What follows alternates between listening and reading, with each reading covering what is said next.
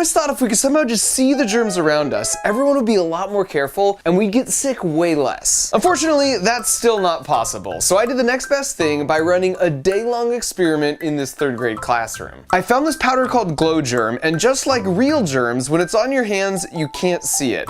But unlike real germs, if you turn a black light on, it becomes visible. But it transfers to things you've touched, so it provides a really good way to visualize exactly how germs spread. So before the kids arrived, as a control, I went around and noted any pre-existing spots in the room that fluoresced under the black light, and then it was go time. The kids, of course, had no idea what we were doing and that the teacher had been secretly infected with the glowing powder. So she randomly shook the hands of 3 kids, but didn't touch any of the rest. And so with that, they just went about their normal day.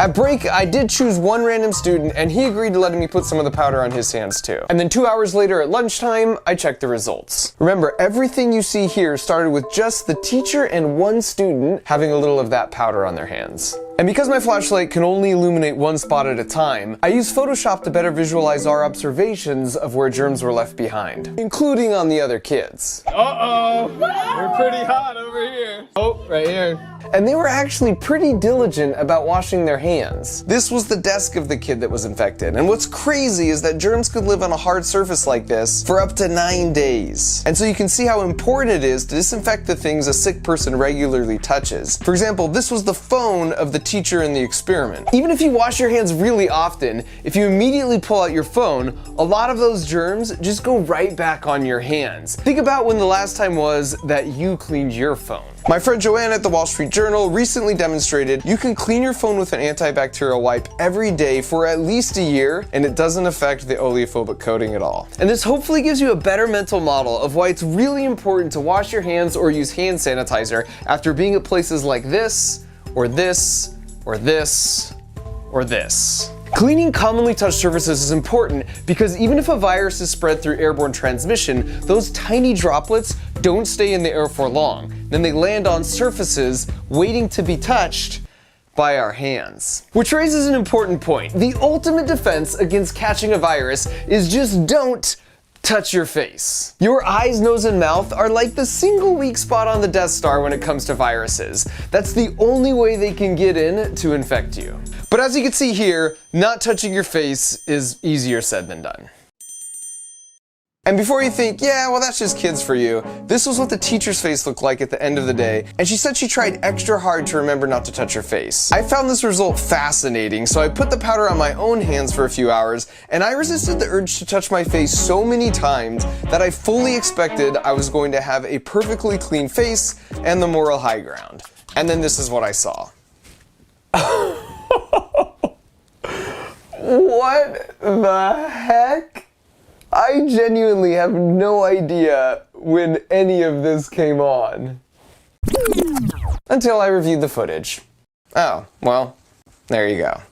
On average, we touch our face 16 times an hour, which is why washing hands is so important. It's impossible to catch a virus directly through your hands. It's as futile as shooting the outer surface of the Death Star. The problem is we use our hands to help the virus out by constantly giving it a ride to our figurative Death Star exhaust ports.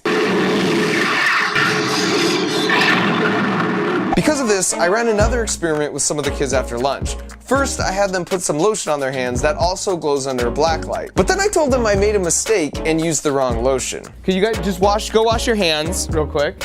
And do a good washing, right? 1 second. Yeah, do the right washing, okay? I just tricked you guys again. Because what I really wanted to do is test how good you are at washing your hands. So guess what I'm gonna do now? Show me your hands.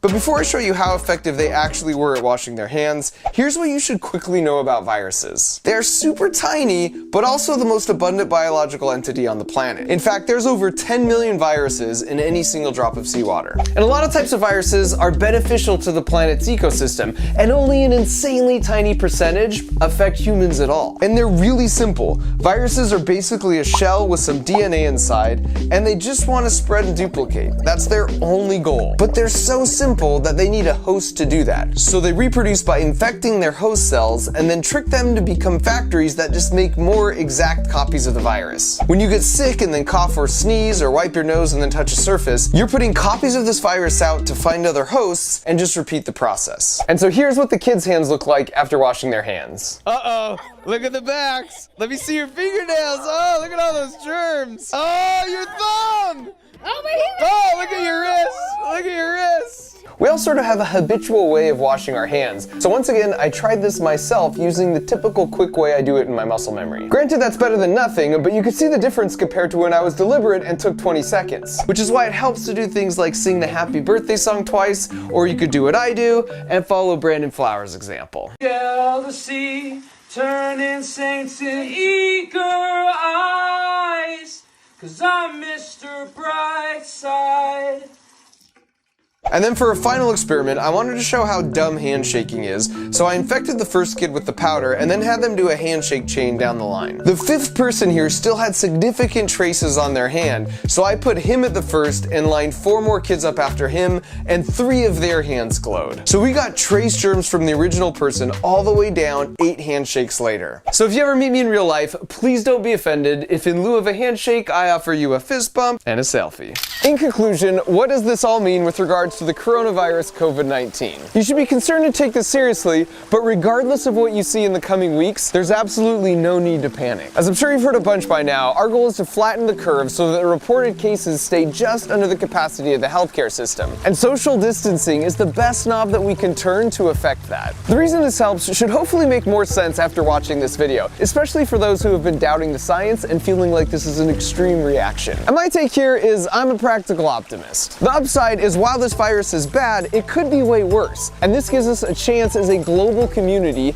to get some systems and methods in place to handle something potentially even more drastic in the future. Also, maybe it will lead to changing some social norms, like replacing handshakes with fist bumps, or when people are really sick, thinking it's okay to mingle about and go to work. Globally, the normal flu kills anywhere from 1/4 to 500,000 people a year, due in large part to people not practicing good germ hygiene. So if this experience makes people more socially aware of the right precautions to take when they get sick, that will save countless lives for years to come, long after this coronavirus is old news. And make no mistake, this is going to be rough for some more than others, but history has shown that us humans are pretty resilient. These types of things can bring out the worst in us, but they can also bring out the best, most wholesome parts of us, like these Italians practicing their social distancing with an impromptu balcony concert.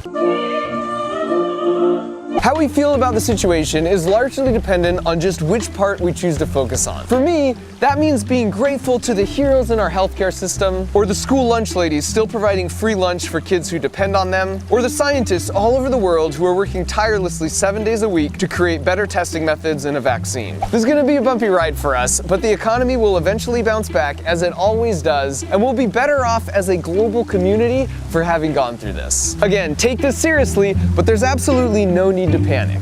We totally got this. While I just so happened to be filming at their school, the principal came over the PA to make an announcement. Because of this virus, we are going to be closing school for 3 weeks.